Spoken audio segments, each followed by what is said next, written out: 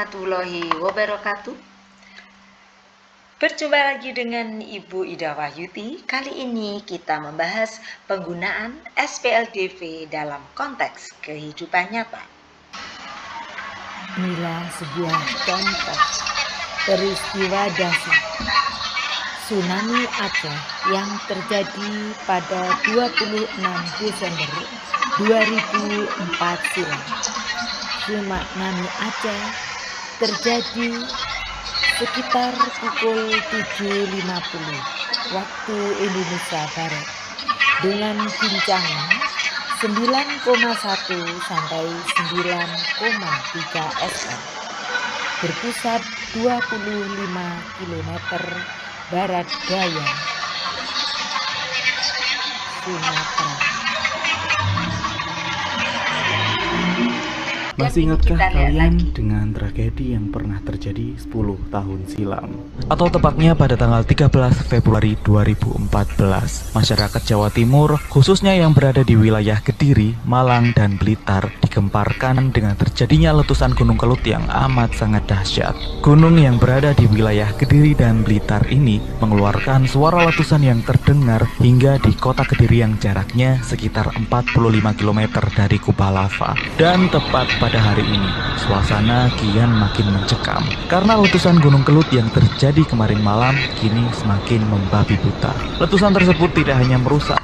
Nah, anak-anak, dengan adanya berbagai macam peristiwa, ada letusan gunung, kemudian ada gempa yang melanda, maka kita sebagai manusia yang cinta sesama manusia, kita harus tanggap terhadap bencana. Nah, tujuan pembelajaran kali ini, peserta didik dari segi keilmuan mampu menyusun dan menyelesaikan model matematika dari masalah kontekstual yang berkaitan dengan SPLDV dengan benar. Kemudian ada karakter anti korupsi, yaitu peserta didik menunjukkan nilai kejujuran dan transparansi dalam mengelola data, menghitung anggaran, serta melaporkan hasil pembagian bantuan secara akurat. Kemudian anak-anak juga harus di sini memunculkan karakter tanggap bencana, yaitu peserta didik mampu menganalisis kebutuhan logistik darurat secara cepat, tepat, dan peduli saat menstimulasikan situasi tanggap darurat bencana. Nah, anak-anak, ketika ada berbagai macam bencana, entah itu gunung meletus, atau mungkin ada tsunami, atau mungkin ada gempa, banjir, dan seterusnya, biasanya di situ semua masyarakat termasuk kita biasanya memberikan sumbangan. Nah, sumbangan-sumbangan itu kita penyalurannya melalui posko penyaluran. Nah, coba kita perhatikan contoh 1. Sebuah posko tanggap bencana menerima bantuan berupa paket sembako dan paket obat-obatan. Hari pertama, posko menyalurkan 2 truk jenis A dan 3 truk jenis B yang memuat total 140 kotak bantuan. Hari kedua, posko menyalurkan 3 truk jenis A dan 4 truk jenis B yang memuat 200 kotak bantuan. Nah, pembagian ini harus dilaporkan secara transparan kepada publik agar tidak terjadi kecurigaan korupsi atau manipulasi data. Berapakah kapasitas muat masing-masing truk jenis A dan jenis B? Anak-anak, dari peristiwa inilah pentingnya belajar SPLDV. Jadi, dengan kita belajar SPLDV pada konteks kehidupan nyata, kita bisa menghitung menggunakan cara-cara yang telah kita pelajari, baik menggunakan grafik atau mungkin eliminasi Kemudian substitusi atau campuran yang biasanya disenangi anak-anak adalah campuran.